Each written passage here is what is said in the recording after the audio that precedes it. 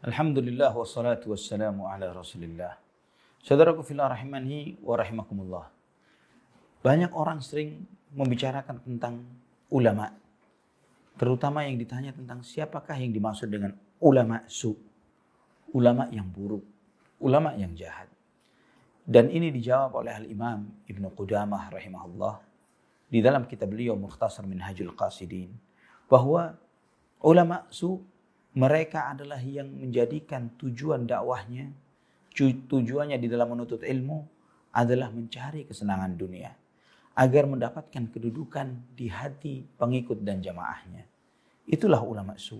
Sedangkan Nabi SAW telah bersabda, "Man ta'allama ilman mimma yubtagha bihi wajhullahi azza wa jalla, la yata'allamuhu illa liyusiba bihi 'aradan minad dunya, lam yajid 'urfal jannati yaumal qiyamah."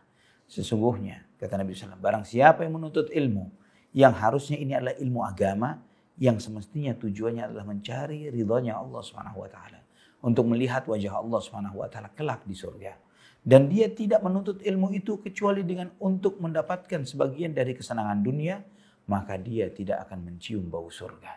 Subhanallah, menuntut ilmu adalah ibadah yang paling mulia. Namun ketika seseorang belajar agama dengan motivasi yang lain selain Allah, selain melihat wajahnya, mencari ridhonya, maka dia akan menjadi penjahat yang paling jahat.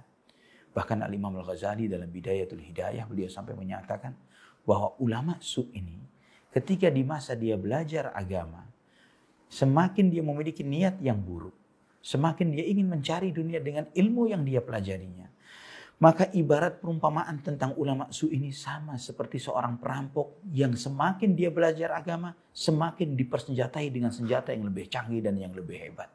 Semakin level kealimannya tinggi, semakin dia memiliki senjata-senjata yang canggih untuk merampok harta manusia, untuk mendapatkan kesenangan-kesenangan dunia yang ingin dia raih.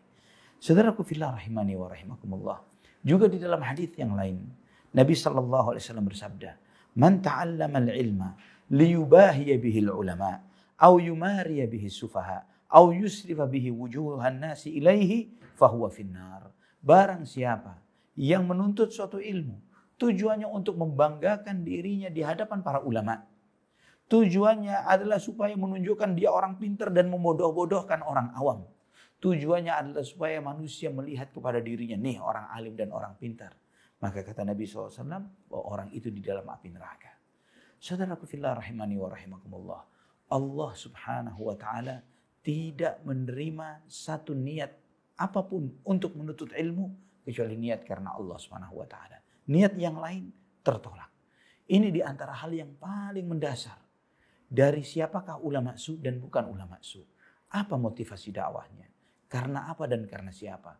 Jika dia ridha karena Allah di dalam menuntut ilmu dan beragama, maka akan terlihat dari bagaimana dia beragama.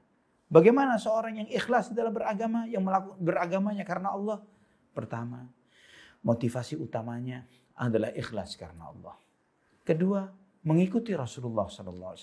Dia tahu bahwa kebenaran satu-satunya adalah yang datangnya dari Allah Subhanahu wa taala dan Rasulullah sallallahu alaihi wasallam sebagaimana diajarkan oleh para sahabat radhiyallahu anhum ajma'in. Itulah agama yang benar.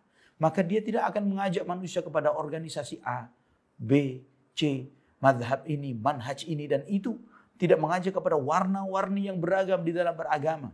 Namun mereka mengajak manusia, bahkan bukan pula untuk mengajak cintai diriku gurumu, cintai ustadzmu dan yang lain sebagainya, bukan ke arah sana. Tapi sembahlah Allah dengan benar. Ikutilah Rasulullah SAW dengan benar. Itu di antara ciri ulama yang hak.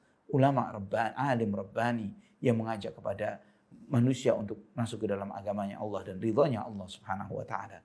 Juga saudaraku fillah rahimani wa rahimakumullah.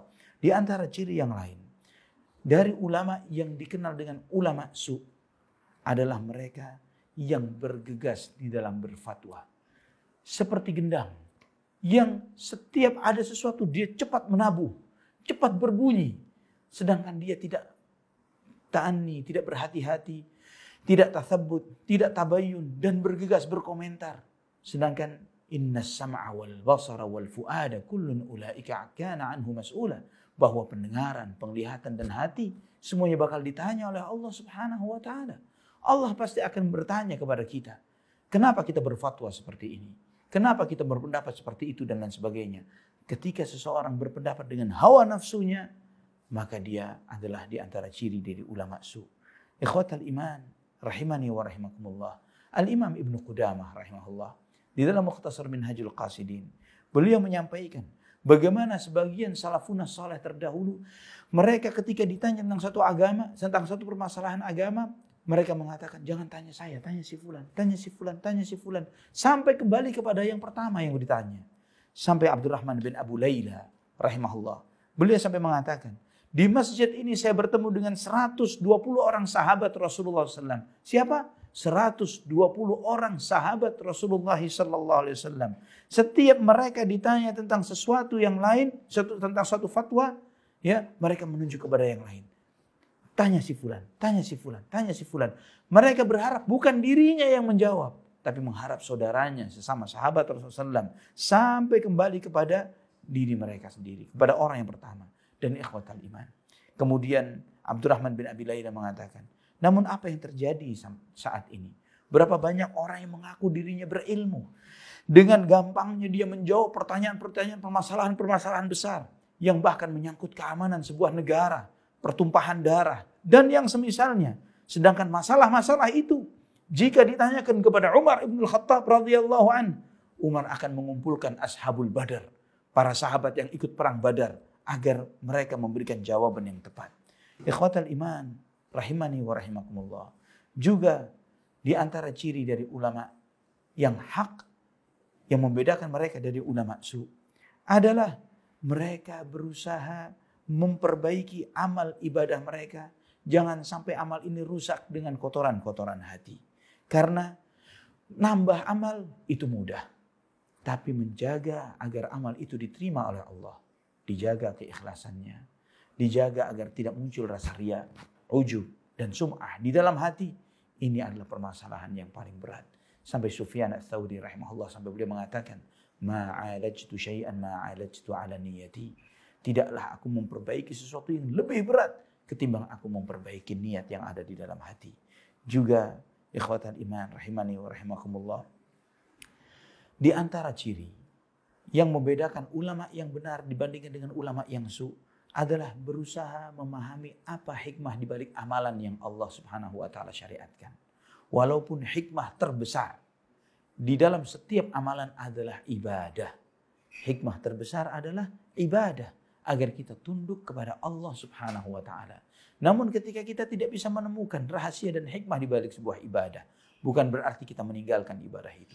Kita tetap beribadah, tetap kita berjalan, tetap kita melakukannya dengan penuh keyakinan bahwa aku lakukan ini adalah sebagai bentuk penghambaan diriku kepada Allah Subhanahu wa taala Rabbul alamin. Wallahu taala a'la wa a'lam bissawab.